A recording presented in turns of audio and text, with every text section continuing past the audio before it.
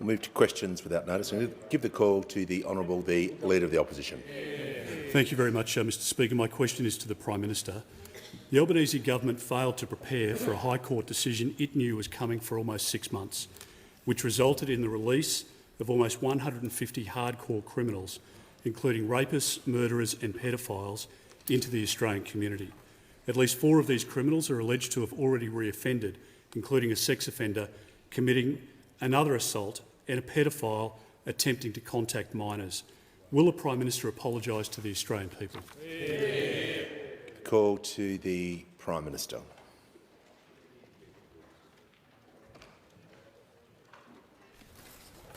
Thanks, Mr Speaker. The High Court ruled that indefinite detention was unconstitutional, and that is now the law of the land. The government must act in accordance with the law. We argued against it, of course, but once the High Court ruled, we had no choice but to respond.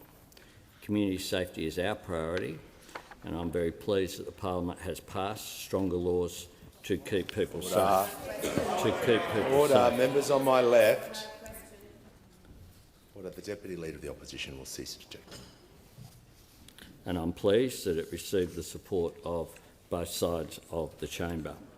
Our actions mean we have 4 layers of protection: preventive detention, community safety supervision orders, electronic monitoring devices and curfews, and stringent visa conditions.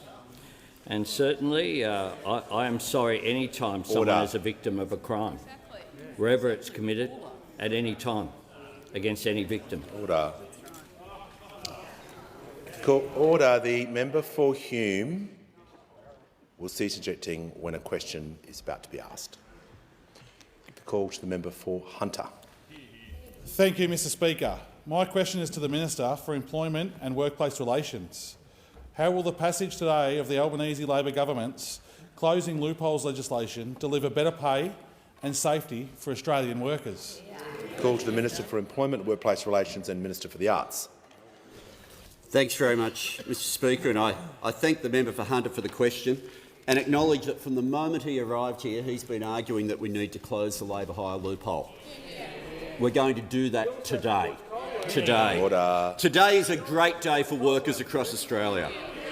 Today's legislation will make workplaces across Australia safer.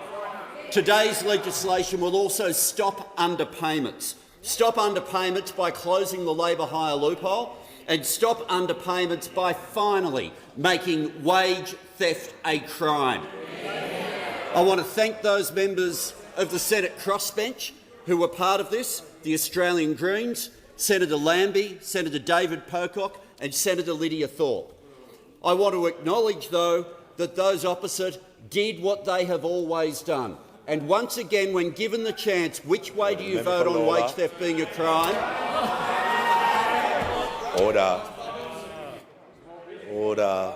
The member for Deakin will cease objecting. The manager is on his feet on a point of order. I'll hear the point of order. Mr Speaker, on relevance, the question in fact was commendably tightly drafted, talking about Australian workers, no reference to the opposition. The Leader of the House has gone straight there. He's outside of the terms of the question and he should be directed back to the question. The question— Order.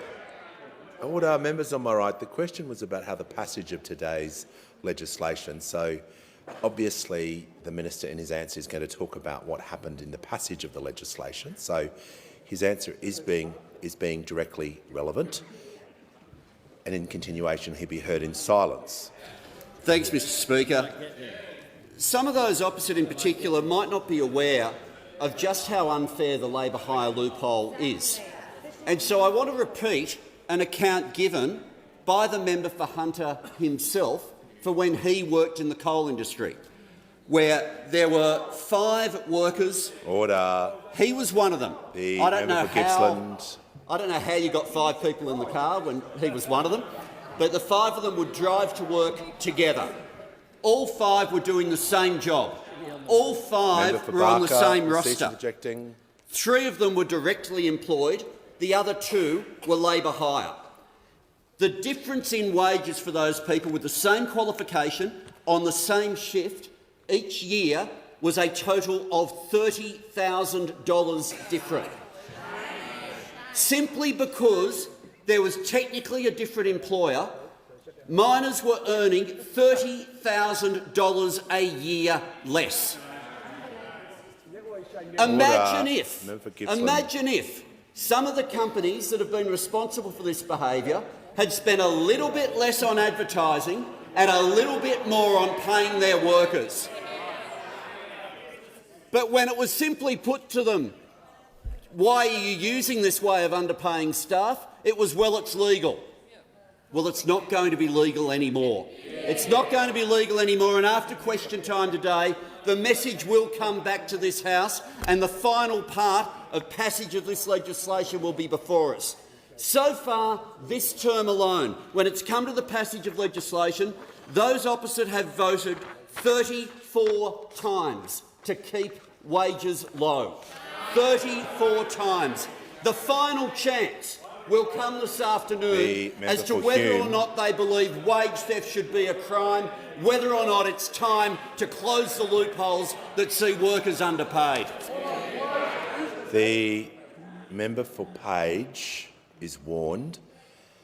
Once the minister concludes his answer, and I'm about to call a member, is not the time to interject. He knows that, so he's now warned. Remember, that's no more interjecting from the member for Page. And I give the call to the Honourable the Deputy Leader of the Opposition. My question is to the Prime Minister and concerns the Attorney-General's aggressive verbal attack on a young female journalist yesterday. Order. This occurred Members in a on my media right will cease conference interjecting. regarding... Sorry, The Mr. Speaker. Deputy Leader will begin. Order. There will be no interjections during questions being asked. So out of courtesy, the Deputy Leader will be invited to begin her question again. My question is to the Prime Minister and concerns the Attorney-General's aggressive verbal attack on a young female journalist yesterday. This occurred in a media conference regarding the government's botched and mishandled actions in releasing almost 150 hardcore criminals into the community. A young female journalist asked if a woman who had been assaulted by one of those released deserved an apology. Not only did the Attorney-General refuse to apologise, he aggressively shouted at the young female journalist. Has the Prime Minister forced the Attorney-General to apologise? The call to the Prime Minister. Thanks, Mr. Speaker. The Attorney-General has, my understanding is, has spoken to the journalist concerned, has apologised, has had a discussion with her, a courteous discussion with her. When our standards aren't met in this place that we expect, that's the appropriate course of action to take. Give a call to the member for Hume. Give a call to the honourable member for Lingiari. Thank you, Speaker. My question is to the Treasurer. Treasurer, how is the Albanese Labor government's responsible economic management strengthening our economy and cleaning up a mess of a wasted decade? Give a call to the Treasurer. Thanks very much, Mr Speaker, and thank you to the wonderful member for Lingiari for her question. Mr Speaker, we are working for Australia to take the pressure off Australians, to strengthen Medicare and to build a future made in Australia in a world of churn and change. Order. And we know that people are still doing it very tough because of persistent inflation and higher interest rates and global uncertainty. And this is slowing our economy in expected ways, and we did see that in yesterday's national accounts. But, Mr Speaker, we aren't just acknowledging this, we are acting on it, with a combination of cost of living help and budget repair and investing in housing and energy and skills. The member for and we are Hume making will cease interjecting. welcome and important progress on inflation, on the budget and on the economy as a result of our efforts. Quarterly inflation is now around half what we inherited. Wages growth is stronger. Budget deficits are much smaller. The participation rate is higher. The unemployment rate is lower than when we came to office. And more jobs have been created on our watch than any other first-term government ever. We are restoring real wages growth. We've had 2 consecutive quarters of real wage growth compared to the negative 3.4% that we inherited at the election. And wages are now growing around twice as fast as they did under those opposite. The member for Bowman is We warned. are repairing the budget, Mr Speaker. We turned a $78 billion deficit into the first surplus in 15 years. That $100 billion turnaround is the biggest ever in this country. Because of our responsible economic management, gross debt will now peak lower, and that's saving Australians tens of billions of dollars in interest costs. Now, this comes from a combination. This comes from a combination of spending restraint and savings and banking upward revision to revenue in our budget.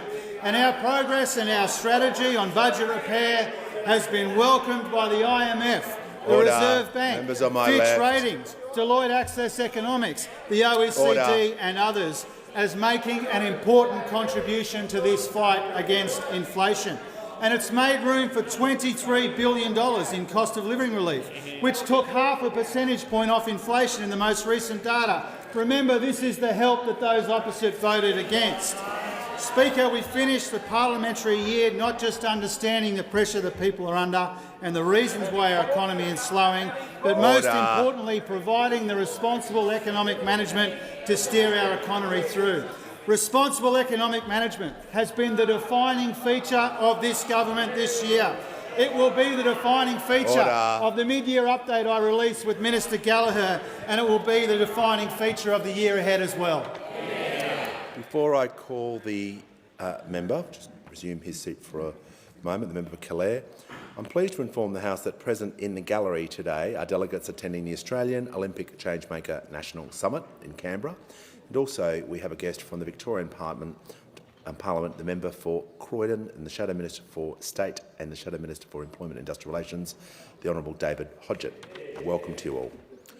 Give the call to the Honourable Member for Calare. To the Minister for Infrastructure. The axing of over $2 billion in federal funding for the Great Western Highway upgrade is outrageous and disgraceful. Traffic jams over the Great Dividing Range have become a way of life, and you yourself said it's a project that certainly is needed. Why have our communities been betrayed in this way? Will you reinstate this funding? And why haven't you or your office answered my written request for a meeting with you? Order. Members on my left will cease interjecting before I call the Minister. The member for Riverina is warned. Give the call to the Minister for Infrastructure, Transport, Regional Development and Local Government. Thank you again. Can I thank the member for Calare for the question? As the member knows, and most members here know because we put it out on email, I hold a clinic on Wednesdays. Every member, every backbencher, every minister, every shadow minister is welcome to come to my office. I've got the Department Secretary there, I am there and my staff are there to talk to and answer questions about projects right the way across. We do it all the time. Many members come, you've come previously as well, and I'm always happy to talk to you about that. In relation to the decision taken to the Great Western Highway, and I know this is a project that the member of Calare has been talking about for some time, but let's look at the facts here. The project that was supported to connect, the project was supposed to connect the top of the Blue Mountains with the west of the Divide. It was meant to include an east and west realignment to the highway and a central tunnel to connect the two ends. You can't just do both ends, you've got to do the entire corridor. The tunnel. Well, let me just tell you a little bit about the genius of this. This is important for those opposite to actually listen to. And the Minister will pause. The Leader of the Nationals and the member for Barker will cease interjecting during this answer, or they'll be warned. So that means no more interjections in this answer, and the rest of the chamber, the Minister deserves to be heard in silence because the question was asked in silence. The Minister has the call. Thank you. I note with some irony the previous question about shouting at women when you do that, but thank you very much for the protection. Order. Can I then just suggest... Order. Members on my left. Order. The Minister shall return to the question.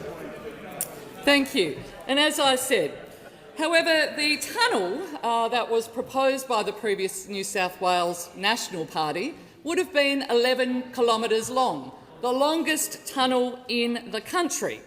The Commonwealth and New South Wales government had agreed to jointly fund $2.5 billion for the east and west sections on the basis that the former New South Wales government would be responsible for the middle bit.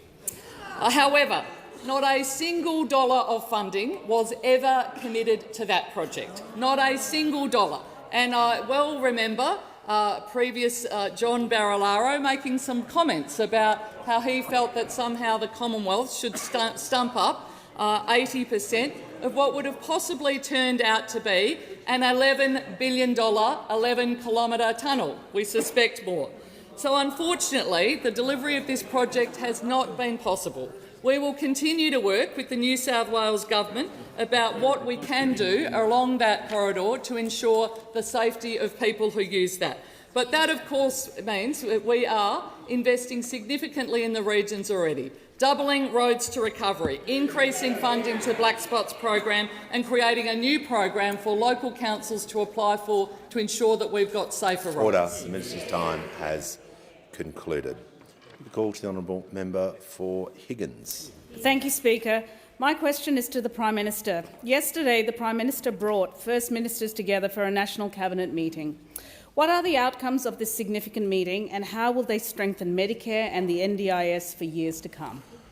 Call to the Prime Minister. I thank the member for Higgins, my favourite ever member for Higgins, I must say, for her question. And indeed, yesterday the National Cabinet advanced reforms in health, but also following on the work that we've done with the National Skills Agreement. We had the most significant National Cabinet meeting on domestic policy that we've seen for a very, very long time. Significant deal on health reform, locking in health and hospital funding so the Commonwealth contribution rises to 45% by 2035. Locking in a 12-year agreement on health and hospitals is a significant achievement, whilst delivering also an immediate $1.2 billion injection in strengthening Medicare, more urgent care clinics, action to keep older people out of hospital and those who should be out of hospital earlier, providing them with a pathway in order to do so, making sure we deal with health workforce issues as well. Secondly, of course, we had the National Disability Insurance Scheme. Now, the NDIS has delivered life-changing support for Australians, and we want it to be strong and sustainable into the future. National Cabinet agreed to work together to progress the legislative changes and work together to improve the experience of participants and restore the original intent of the scheme. We'll jointly design and fund foundational supports to be delivered to existing service settings such as schools and childcare centres, and will work in a constructive way to make sure that people with disability get the care that they need. We also agreed to extend the GST No Worse Off guarantee in its current form for 3 years, from 2027-28. What this combination does is to provide states and territories with the certainty to be able to provide the services that people rely upon, making sure that we're delivering in a way that's constructive, the Federation working as it should, in a constructive, cooperative manner. And I do want to thank the Premiers and Chief Ministers for the work and agreement that they have done.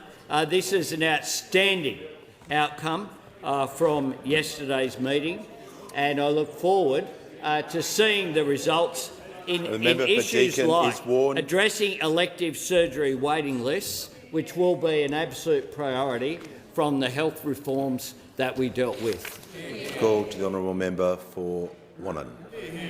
Thanks, Speaker. My question is to the Minister for Immigration. The Courier Mail has just reported that Queensland Police have arrested a 5th criminal released by the Minister into the Australian community. The individual has reportedly been arrested in connection with an outstanding return to prison warrant after being released by the Minister without any checks being carried out. Can the Minister confirm that this person should not have been released into the community? Order. Members on my left, the member for Moreton will cease interjecting. Give the call to the Minister for Immigration, Citizenship and Multicultural Affairs. Thank you, Speaker, and I thank the Shadow Minister for his question.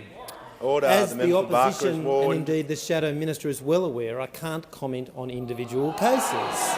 In fact, Speaker, Order. as the opposition leader himself has said, and I quote the Leader of the Opposition, "I am not going to comment on individual cases because I will have been a decision maker. If matters go to the court again, I don't want to intervene or taint that process." Now, Member I for also want to say Latrobe. this.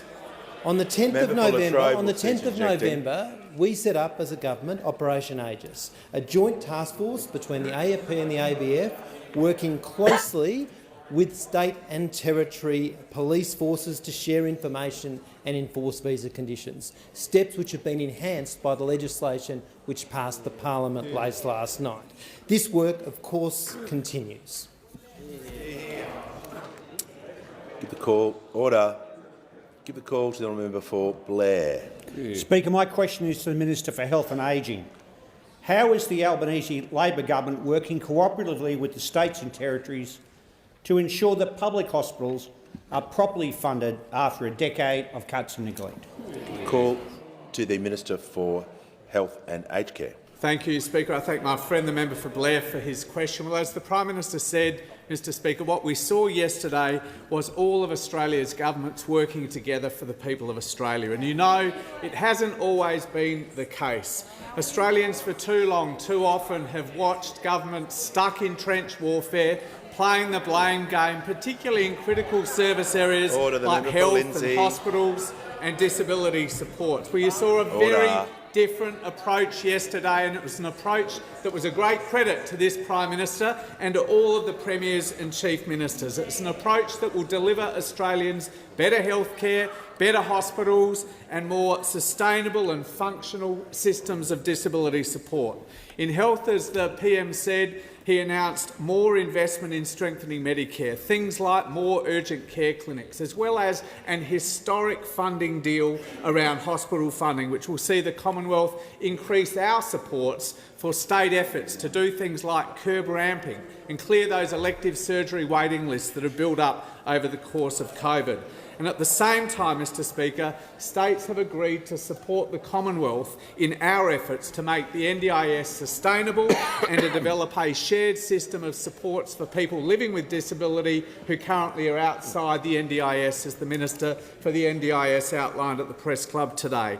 This is what Australians want to see from all of their governments: better healthcare, better hospitals, better disability supports. And that approach that you saw yesterday from this Prime Minister could not be more different from the approach you saw over the past decade, Mr Speaker. A decade of division, of duck shoving and of savage funding cuts. Duck shoving, of course, exemplified by the member for Cook, the former Prime Minister, and his daily refrain, his daily protest, "That's not my job." And of course cuts, and of cuts who were championed more than any other person from that former government than the Leader of the Opposition when he was Australia's Health Minister.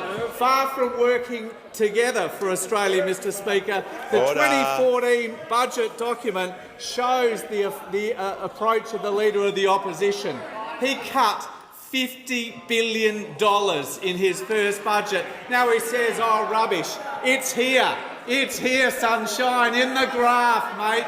$50 billion in funding cuts from the state hospital system." And this is the same budget he wanted to abolish bulk billing altogether. The same budget he wanted to jack up medicine prices altogether. No wonder, Mr Speaker, this man was voted the worst health minister in the Medicare era. 40 long years, the worst health minister. But he was also, Mr Speaker, the Wreck-It Ralph of Australia's Federation.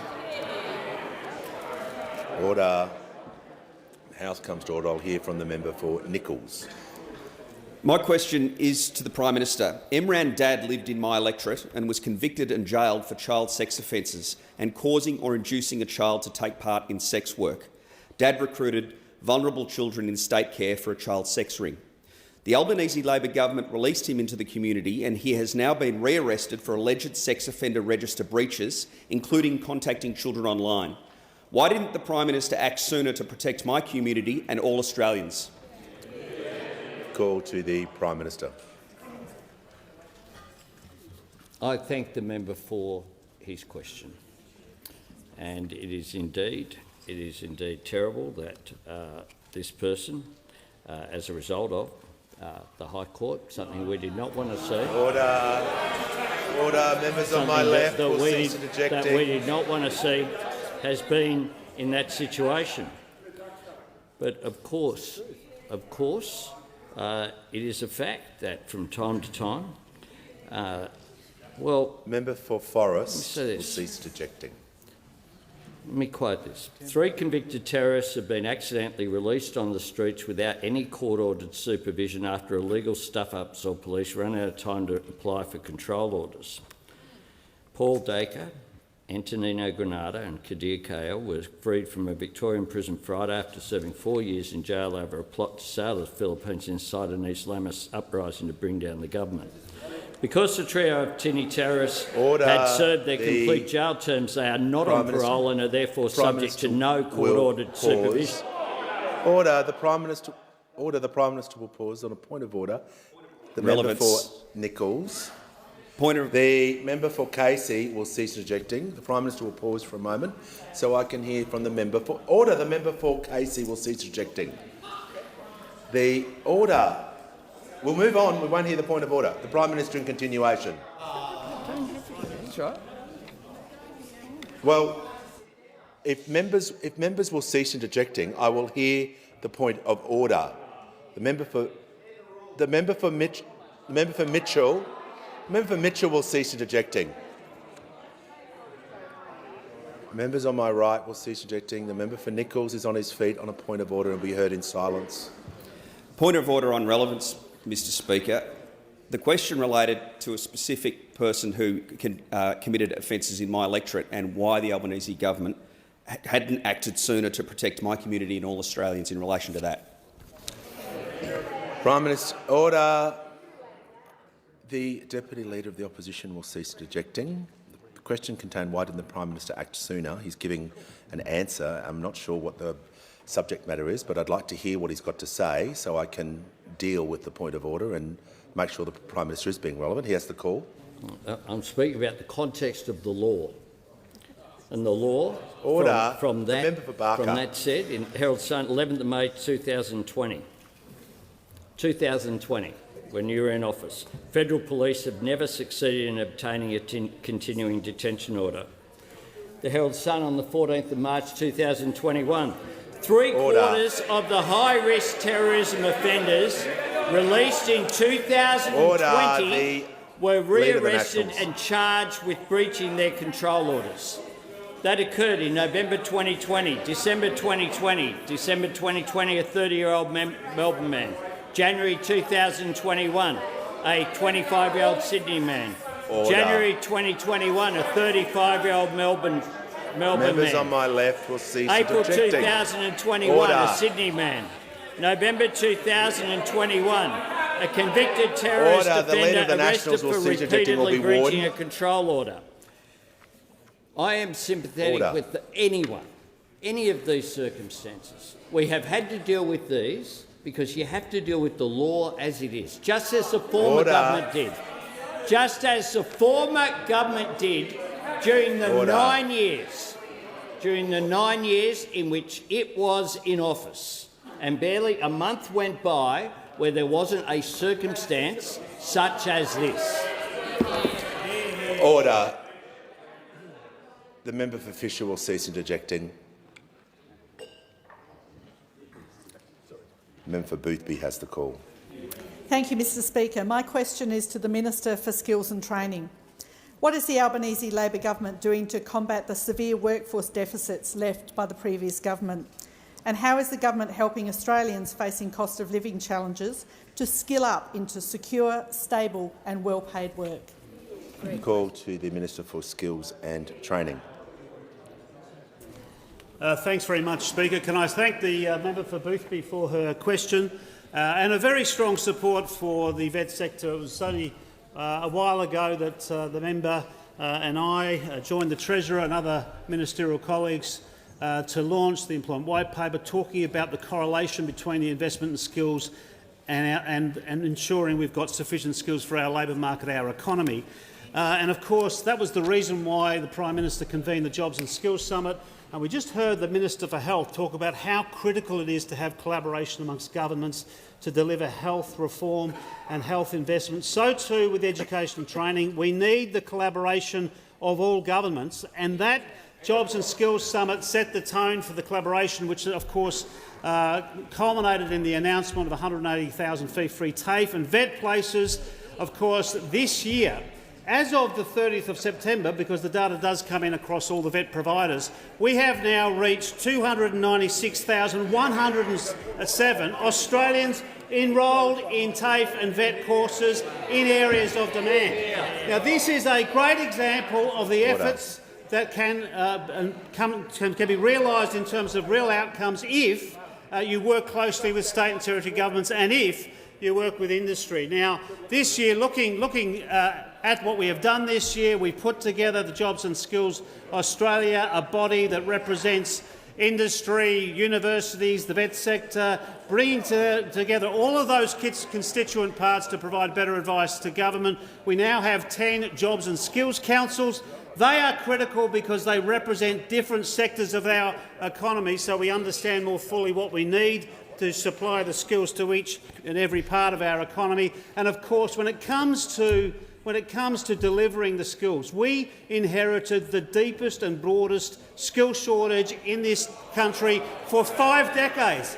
50 years. It hasn't been so bad, and I have to say we have done very well to date, but we have got a lot more to do. And that's why we announced, the Prime Minister and I recently announced with the ACT Chief Minister, but recently announced that we would be increasing an additional 300,000 fee-free TAFE and VET places starting next year, because we need to supply the skills to our economy. We need to make sure working people have skills so they can get meaningful work, that we ensure that businesses can have the skilled workforce they're crying out for, and our economy has the sufficient skills so our economy grows and so we can produce the goods and services that Australians deserve. Mr Speaker, we will continue to work with state and territory governments, continue to work with industry to ensure that we supply the skills that's very much needed. Call to the Manager of Opposition Business. My question is to the Minister for Immigration. The Vice President of the Rule of Law Institute, Chris Merritt, has said that on November 8, quotes, "The government was obliged only to release NZYQ. It was under no obligation to release the others because it could not be certain about the new principles governing indefinite detention. The government could have used the time between November 8 and November 28 to put legislation in place to keep Australians safe. Will the minister apologise to Australians for his catastrophic failure and to the victims of crimes carried out by the released detainees?" Order. The Minister for Immigration, Citizenship and Multicultural Affairs has the call. Thank you, Speaker. As the statement tabled by the Attorney-General earlier this week makes crystal clear, the decision set a new limit on the power the Executive has to detain anyone in the same position as the plaintiff, anyone in the same position of the plaintiff, and further that had to be implemented immediately. That is the case. That is the law, a law that was unequivocally confirmed by the written decisions delivered by the court. Order. The member for Barker has been continually interjecting and will leave the chamber under 94A. Merry Christmas. Order. I give the call to the member for Lyons. Thank you, Speaker. My question is to the Prime Minister. Yesterday, National Cabinet agreed on a new National Firearms Registry. What does this registry do and why is it needed? The call to the Prime Minister. I thank the member for Lyons for his question, and it's appropriate that it comes from the member for Lyons, who of course represents Port Arthur, the site of the horrific massacre back in 1996. And this landmark agreement yesterday represents the next big step forward in the gun reforms that were initiated following that massacre. For decades, federal, state and territory law enforcement agencies have repeatedly raised concerns about the difficulty of tracking firearms across state and territory borders. We know the dangers those who work in law enforcement face keeping us safe. We saw it in South Australia just last month with the death of Brevet Sergeant Jason Doig. We saw it at Williambilla on December 12 last year with the murders of Constable Rachel McCrow, Constable Matthew Arnold and Alan Dare. The National Firearms Register will make sure police officers have the vital information they need in potentially dangerous situations. It will be a central register developed and managed by the Australian Criminal Intelligence Commission to provide information and connect with the National Criminal Intelligence System to integrate firearms information with other risk factors such as criminal history and court orders. It will include a national licence verification function for firearms dealers to check a person's status in near real time. It will integrate firearms dealer information with state and territory registries. The system will be fully operational by 2028. It will save lives. And I acknowledge the great work done by the Attorney-General and all state and territory police ministers. I also want to acknowledge great Australians like Walter Mikac. Walter's daughters, Alana and Madeline, and their mother were killed at Port Arthur. He wrote to Prime Minister John Howard and state and territory leaders urging them to act on gun reform. Remarkable letters, such strength amid grief. He finished his letter with a simple call: be strong and act now. To the credit of former Prime Minister Howard, of Tim Fischer and people across the political spectrum, action did take place. We did make the first steps. Yesterday, we as a nation took the next step, working together to keep Australians safe. The call to the honourable member for Clark. Speaker, my question is to the Minister for Communications. Minister, yesterday on ABC Radio you disassociated politicians from the government's misinformation and disinformation bill by claiming that truth in political advertising is a matter for the AEC. However, we all know that the AEC has no jurisdiction over the honesty of political parties, politicians and political candidates. So will you now admit your statement yesterday was misleading, correct the record and commit to properly regulate truth in political advertising? I'm just going to hear from the Leader of the House. Yeah.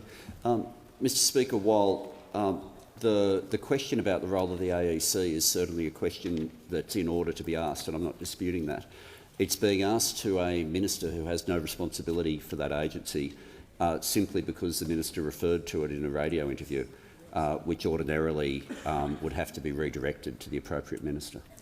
May I assist the House if you could rephrase that question, because the Minister is obviously not responsible for the Australian Electoral Commission, but it's regarding her remarks.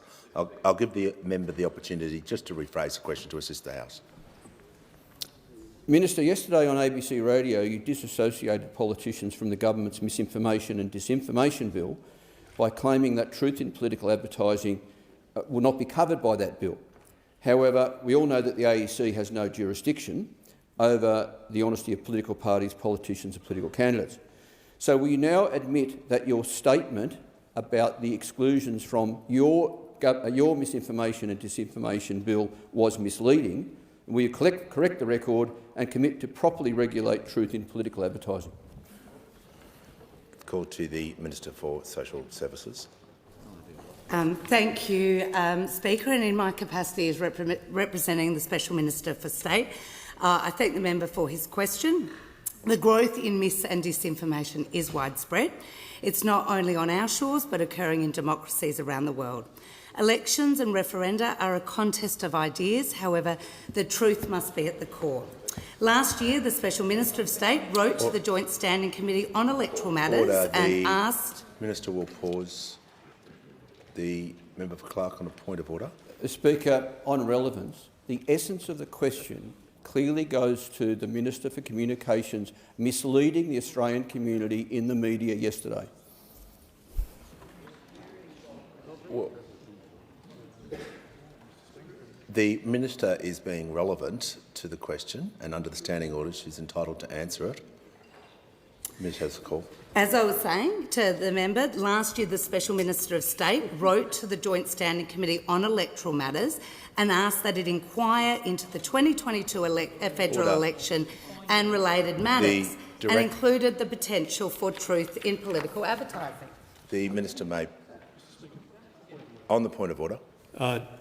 Just as I understand the question to you, but as I understand the member for Clark's question, he's referring to comments made by the Minister for Communications, and he's asking for a response and clarification in relation to the comments made by the Minister for Communications, which is why the question is properly put to her.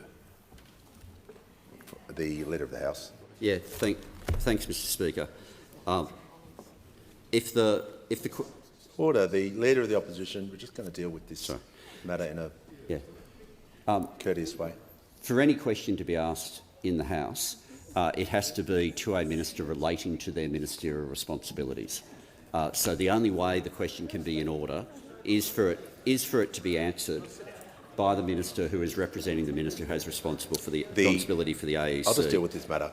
And if I could just page 549 of practice makes it clear that if a question has been addressed to the incorrect minister, the responsible minister may answer, which is exactly what's happening.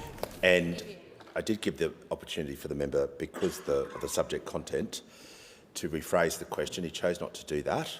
And the subject matter, because of the question, if he had rephrased it and just said the minister's interview or gave the date, it wasn't. And while I gave him the opportunity, he chose not to do that. So we'll just continue under the standing orders and the practice for that to occur.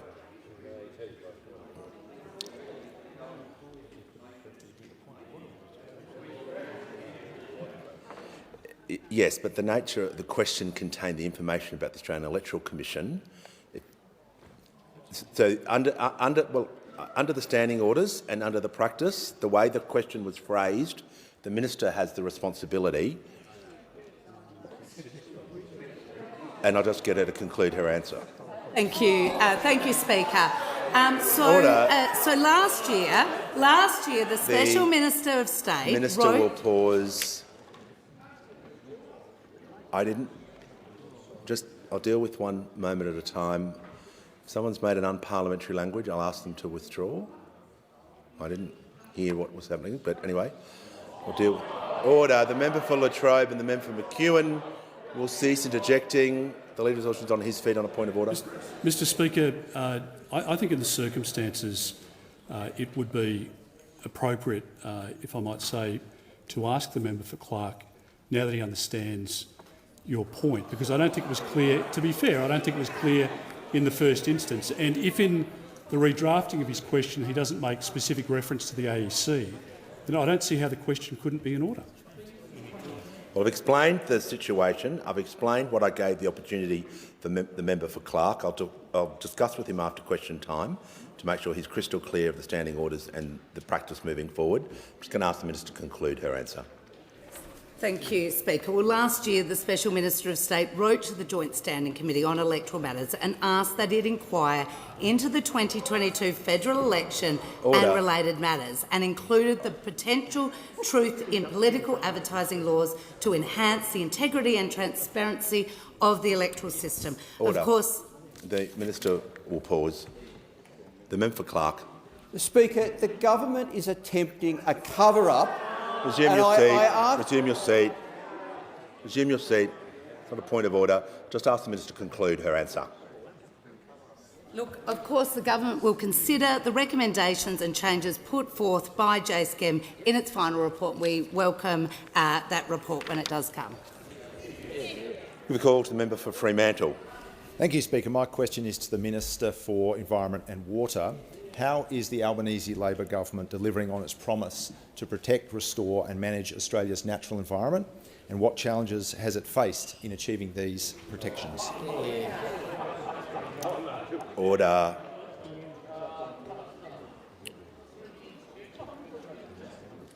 Yes, well, the Leader of the Nationals will just remain silent for this answer, hopefully.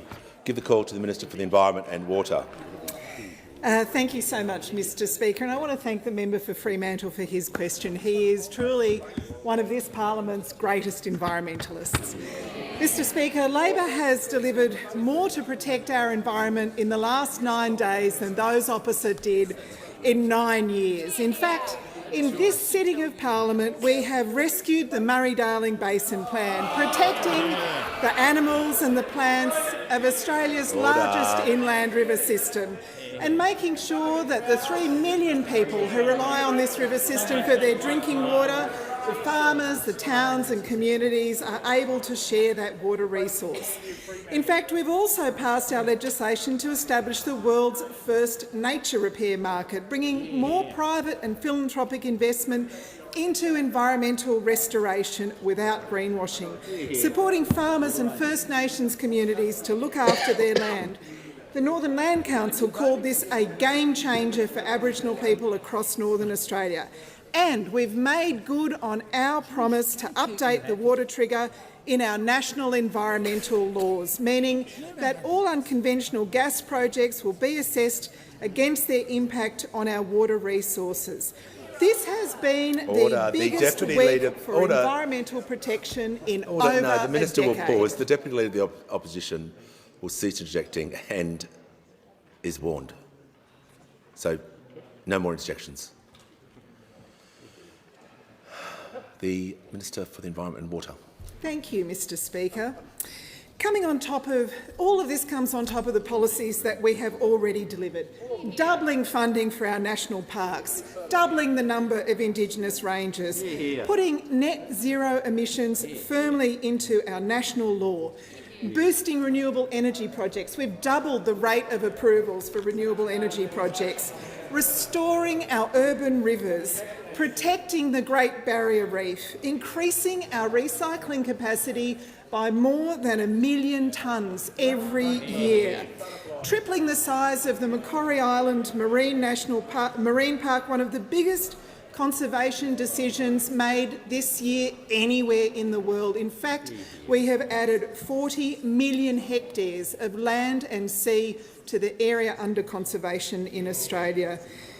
When we establish Australia's first Environment Protection Agency, we'll do even better. When we rewrite our national environmental laws, we'll do even better. Labor is turning the tide after a decade of neglect by those opposite, a decade where the Liberals and the Nationals undermined climate action, sabotaged the Murray-Darling Basin Plan, launched 22 different energy policies and didn't land a single one of them. The Minister will pause. The Leader of the Nationals has been consistently interjecting all throughout this answer and through question time. He will leave the chamber under 94A.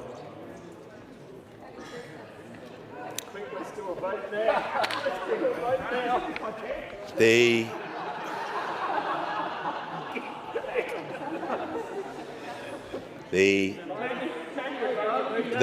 order. Members on my left will cease interjecting. The Minister will continue with her answer. Mr Speaker, Australians voted for an end to the political fighting over climate change. They voted for a government that will fight to get things done for nature, and that's exactly what Labor's doing. Time has concluded. Give the call to the member for Wannon. Thanks, Speaker. My question is to the Prime Minister. The Minister for Immigration has now confirmed that he released a criminal with an outstanding warrant into the community. What will it take for the Prime Minister to finally take action and sack this incompetent minister? Order. Give the call to order. Members on my right and left, there's far too much noise during these answers. Order. Give the call to the Prime Minister. Ministers O'Neill and Giles have done more to address this issue in a month than those opposite did in 9 years. In 9 years. Order. In 9 years. Order. And I make this point. Fisher, Mr. Speaker. will cease interjecting. After the High Court, Order. Are you ready? Members on my left, I just said before the Prime Minister spoke there's far too much noise. There's now a general warning issued. The member for Bowman was on a warning. He interjected during that answer. That means he will leave under the standing orders as well. There's far too much noise. No, it's the last day. Far too much noise. Prime Minister has the call. Thanks, Mr. Speaker. After the High Court made the decision that they did, our government has been focused on fixing this. This is something that we inherited from a decision that overturned a 20-year-old decision under the Howard government, not under a Labor government. Order. And one of the things that happened on Sunday, Mr Speaker, as we said very clearly, was that we offered a briefing to the opposition on the legal advice. Did they get it on Sunday? Did they do it on Monday? Did they look at the legal advice on Tuesday? Did they look at the legal advice on Wednesday? Or did they look at the legal advice on Thursday? No. Order. The Prime Minister was asked about what it would take, and he's answering the question, so he's being directly relevant. So the member for Wannon will have to state the point of order, not just give a statement, because there'll be consequences for that. So what's the member for Wannon has the call. On relevance. Speaker, on relevance. Resume your seat. Yeah. Resume your seat. Yeah. So, as I said, Prime Minister is under the Standing Order 104. The Prime Minister is being relevant to the question, but I'll make sure he sticks to the question. He has the call.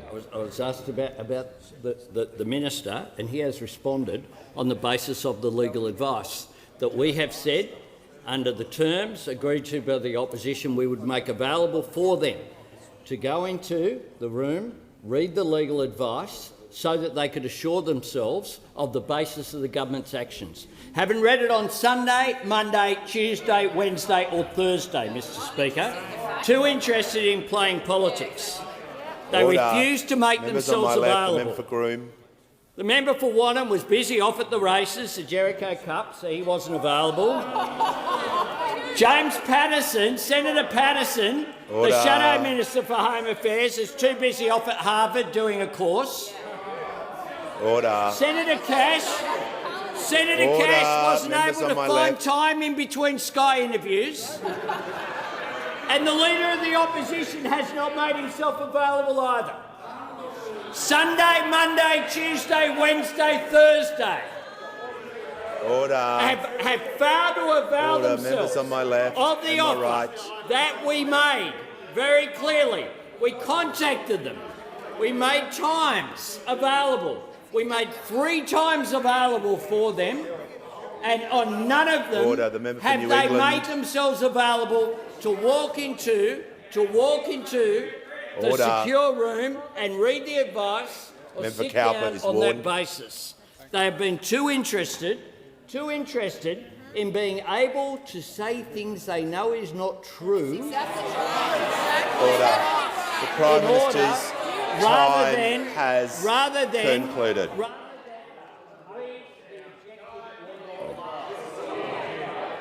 Order. Call to the honourable member for Parramatta. My question is to the Minister for Infrastructure, Transport and Regional Development. How is the Albanese Labor government reforming Infrastructure Australia to ensure that all communities benefit from Commonwealth infrastructure investment, and why is this reform needed? Give the call to the Minister for Infrastructure, Transport, Regional Development and Local Government. Thank you very much, and can I thank very much the member for Parramatta for the question. Well, this government is getting on with the job of delivering the infrastructure that our nation needs, creating jobs and growing the economy whilst not increasing pressure on inflation. And I heard an interjection before about how Inland Rail's going from the member for New England.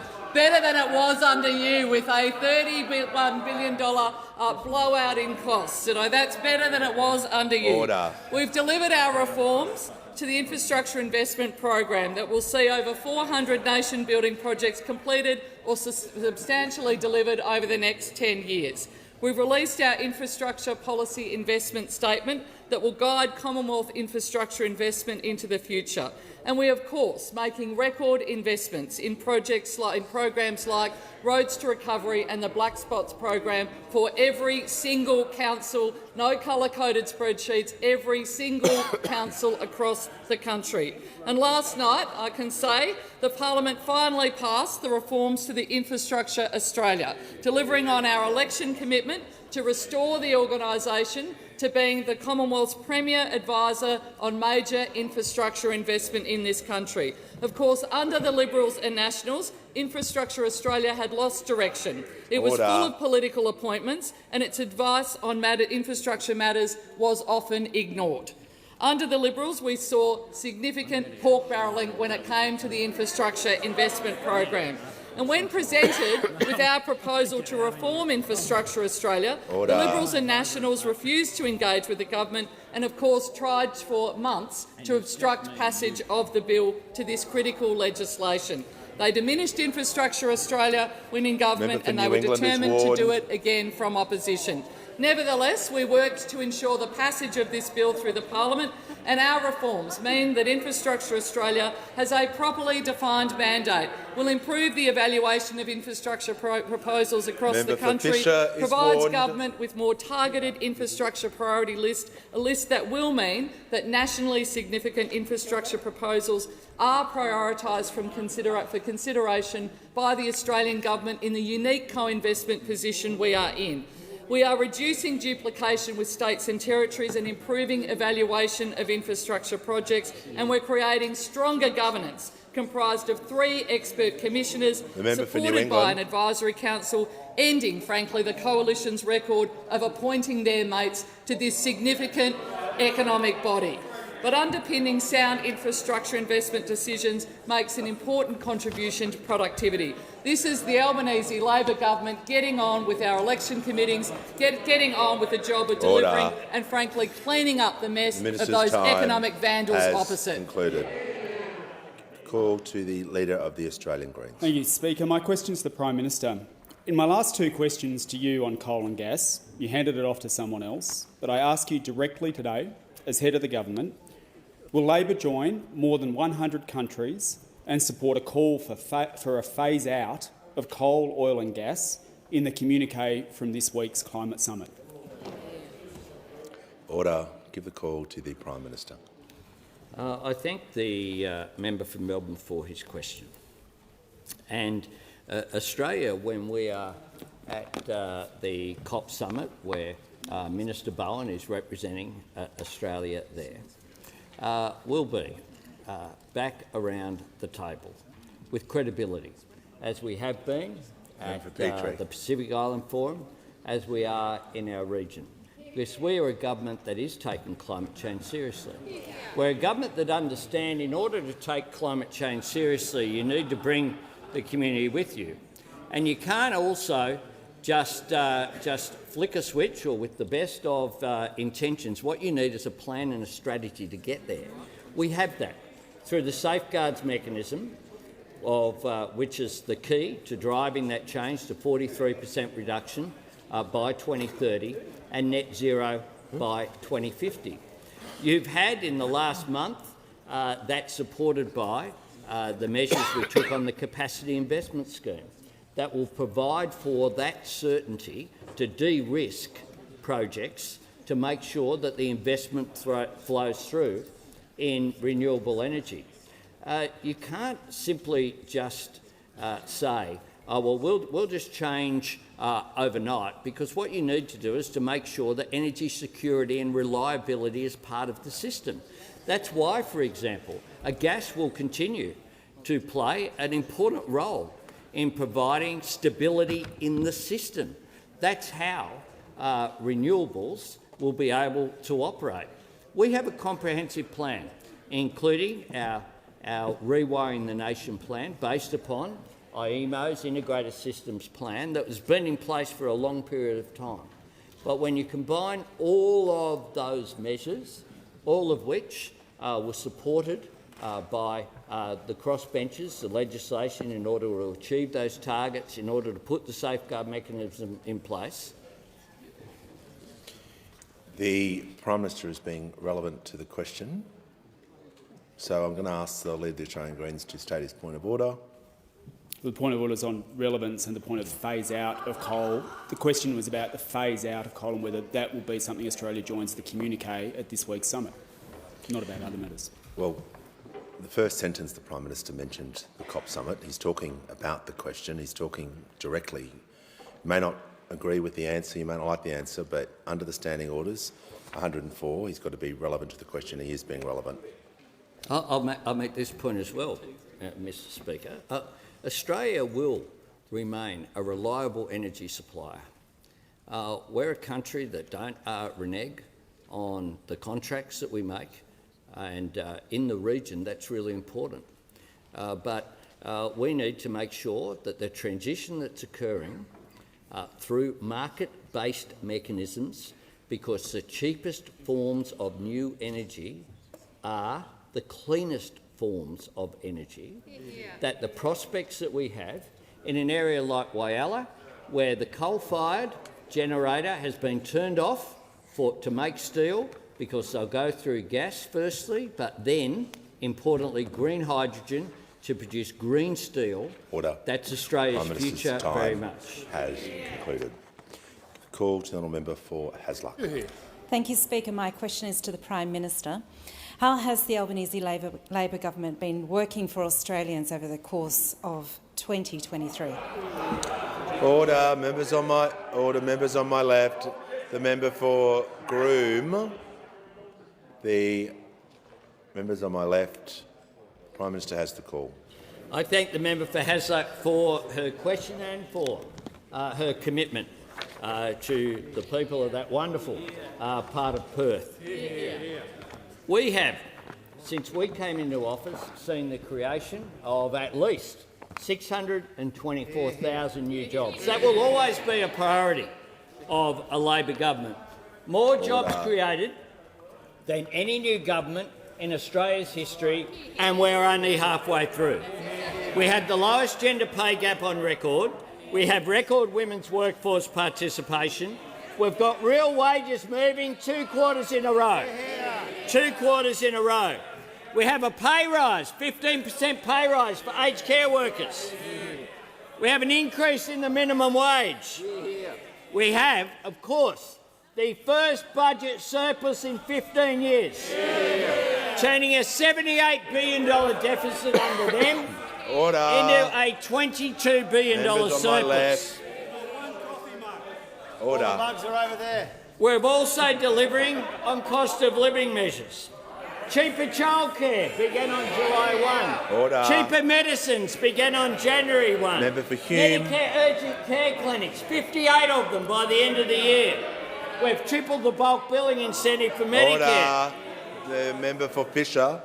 We've delivered already 300,000 fee-free TAFE places, energy bill relief, strengthening paid parental leave, increased support for job seekers and single parents and people who need rent assistance. All these measures opposed by those opposite. We've put in place the Housing Australia Future Fund, the Social Housing Accelerator, the National Housing Target of 1.2 million homes. Order. The Better Deal for Renters, the Expanded Home Guarantee Scheme. And we're delivering. We're delivering. The National Reconstruction Fund is up and running. We passed the safeguard mechanism to bring down emissions. Order. 10 days paid family and domestic violence leave. We said there'd be a National Anti-Corruption Commission, and it is operating. The Robodebt Royal Commission, consigning that to the dustbin of history where it belongs. And we've restored Australia's standing internationally. We have been getting on with the job of working for Australia each and every day. Order. Delivering on our promises that we made, but also pointing towards the future. More fee-free TAFE places, more cost of living relief, further strengthening of Medicare, underlined by yesterday's National Cabinet meeting. Order. We'll continue to work for Australia, and on that note, Mr Speaker, I ask that further questions be placed on the notice paper.